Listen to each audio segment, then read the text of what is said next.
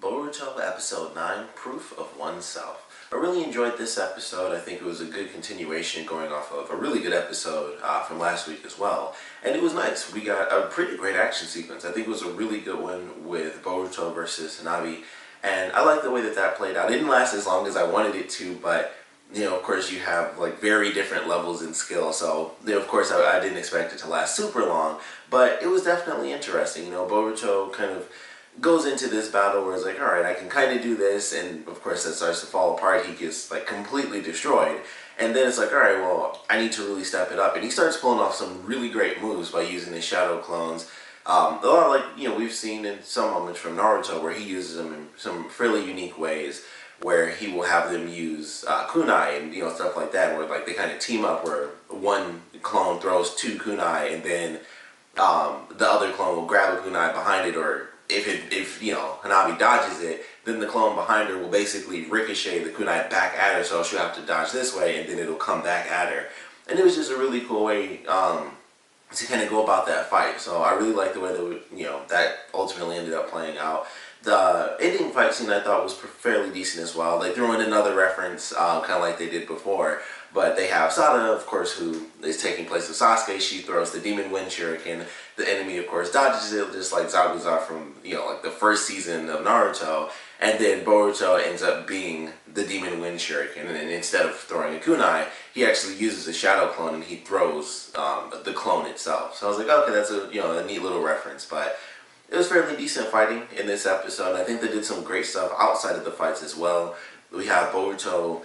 Kind of his big thing is like he's mad at his father, but of course he wants the attention of his father at the same time. And he felt like he kind of lost, lost a bit more of his father's respect, because he's like, man, my dad probably thinks I'm lying because I couldn't awaken the Byakugan. But I think we had a really great sequence with Hisashi and Naruto, and I love that moment. It was, a very small little thing, and, they're talking, and Naruto's like, I'm happy that I'm happy that he was at least telling the truth, because at first I didn't really believe him, but he wouldn't have gone through all of this. He wouldn't have fought so desperately if he didn't at least believe that it was the Byakugan. So they know that it's something. They just know that it's not the Byakugan. So it's like, we need to be careful, because it's not the Byakugan at this point. It still could be, but odds are it's something different. So I like that moment. It was very interesting. It's one of those things where it's like, I kind of wish that they had Naruto say that to Boruto, where he could be like, hey, I recognize that it didn't happen, but I am still very proud of you. But we basically have to wait for any of those moments, because we're going into Boruto the movie. So any moments that we have like this are ultimately kind of weird, because it's like, Naruto could easily say this to his son, but I know we'll never get that, because that's the whole point of Boruto the movie, is like that's when they finally reconnect. So it's like, they have this sort of moment where Boruto's upset, where it's like, man, my dad probably thinks I was lying the whole time, and he's probably not happy with me.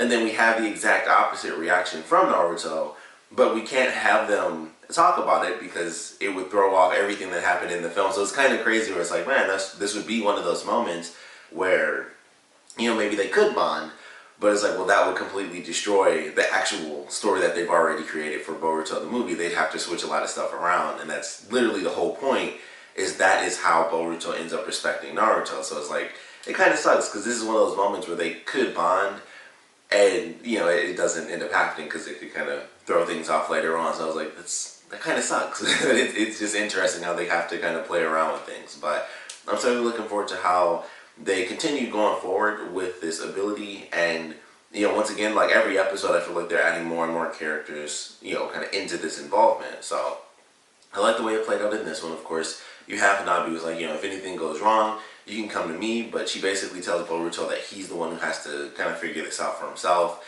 Sada kind of gets introduced to it, because she happens to run into Boruto as he's looking at the poster, and he ends up actually running after the actor. So he's like, there's a shadow covering him, and only I can see it, and it's just like, I don't know what you're talking about, but they still end up fighting the guy anyway.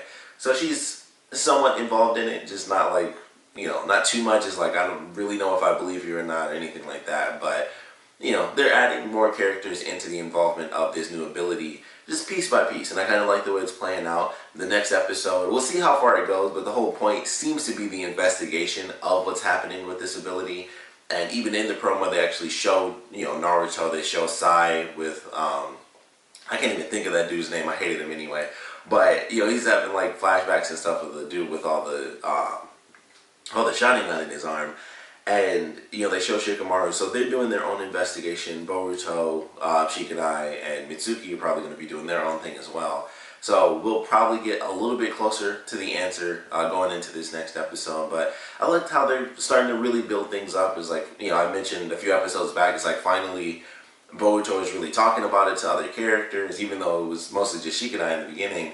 But it's like Shikanai knows, Mitsuki knows, they're all talking about it now. Boruto's kind of going to his family from the last episode, and in this one he's getting a little bit more help about it. So they're building it up where it's like we're getting closer and closer to some answers. More and more people are realizing what's going on.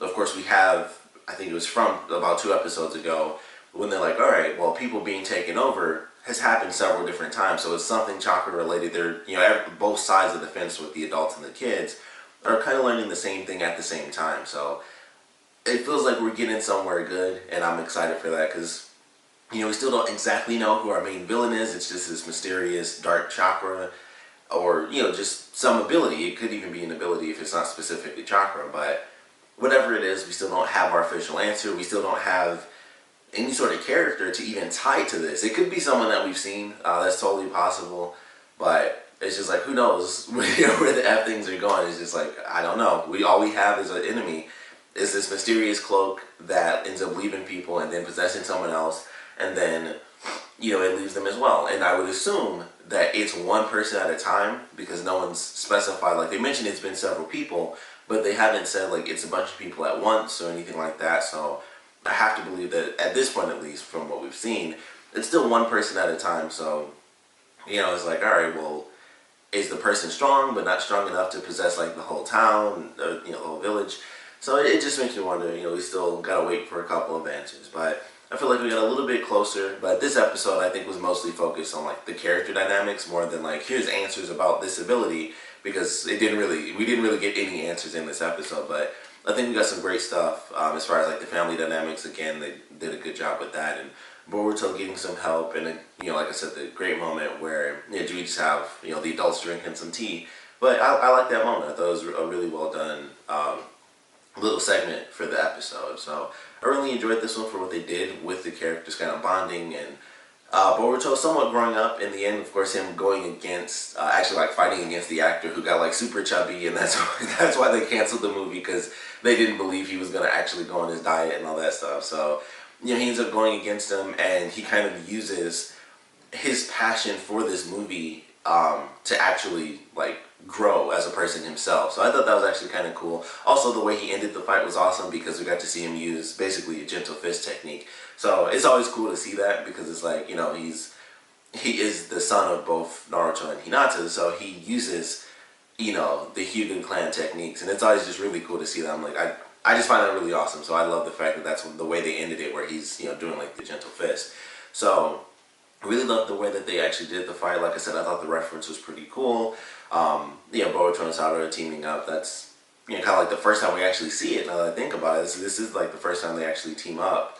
Not counting like when they were doing like the boys versus girls thing, because I don't believe Satoru really helped out during that sequence, if I remember right. I can't remember exactly how that played out, but I don't think she really like teamed up with Boruto. But this was a cool little moment. Of course, going into the future, they'll be teaming up for like the rest of the series once we finally get to them doing the teams and stuff. But I definitely think it was a good episode. It had some good action. Definitely love the character moments for this one, and I feel like we're going to be getting at least some small answers, I hope, with the whole point of the next episode being the investigation. I really do hope that we at least get some tiny answer or some clue as to, where things might be headed. We had the reference from the last episode, reintroducing, I want to say his name was Otsutsuki, I believe. Hopefully I remembered that right. But, of course, the guy from the last, where, he's doing his thing. So we still got that reference, and him talking about comets and disasters and how Boruto is meant to help.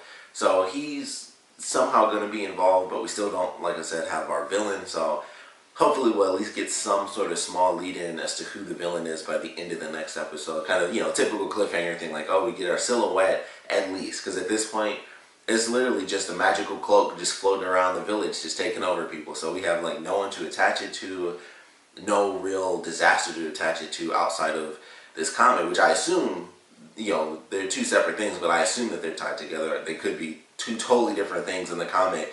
Doesn't even affect the series until like the next season or something crazy like that. So we just honestly have to wait and see. But I hope we get some answers in the next episode. But like I said, I certainly enjoyed this one. We would love to know what you guys thought about it. So please comment below. Let me know your favorite parts, or least favorite parts were. And I definitely want to know where you guys think we're headed as far as, actually getting some answers. What answers you think will be kind of at least hinted at. I don't think we'll be getting full answers. It's the way they're doing the series, the way they do any TV show. Odds are you don't get all the answers at one time. So we're getting closer and closer to at least our first true answer. So I would love to know what you guys think it'll be, what they might hint towards, what connections we might have between this chakra and maybe the characters that we do know, or who might get introduced at this point. Because I would have to assume that with us being so far into it and not having seen any new characters, it's got to be related to somebody. Like, even if we haven't actually seen them on screen, like someone that's been referenced in some way has to be connected. Otherwise, it's just a brand new person kind of out of nowhere. But I really don't know how long the season's going to be, so it's kind of, it's kind of up in the air in that way as well. So it's like, well, if they're introducing episode 10, we could still have like 10 more episodes. It is Boruto, so they're probably going to do fairly long seasons. So it wouldn't be super crazy. It would just be like, 9 episodes where it's like nothing, and then 10 is like, finally, here's the person. But I think that's how it's going to play out either way, whether it's a new person or an old person.